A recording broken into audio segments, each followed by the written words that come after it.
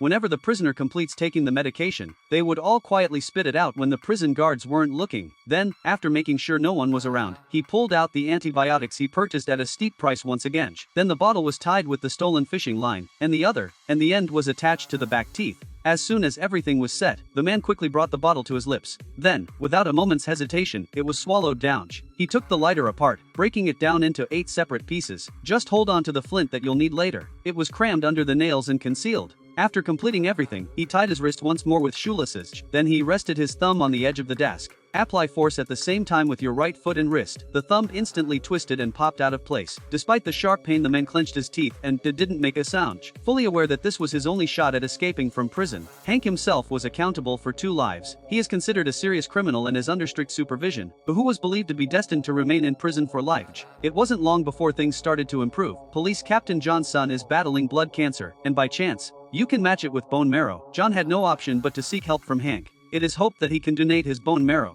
But to John's surprise, Hanker agreed right away after hearing this. However, there's one condition. This is to permit him to smoke in prison, and it should. You should also be allowed to come and go from the library freely. John didn't anticipate that the conditions would be this straightforward. Desperate to save his son, he quickly agreed. They had no idea they had walked right into Hanker's trap, because smoking wasn't Hank's true intention.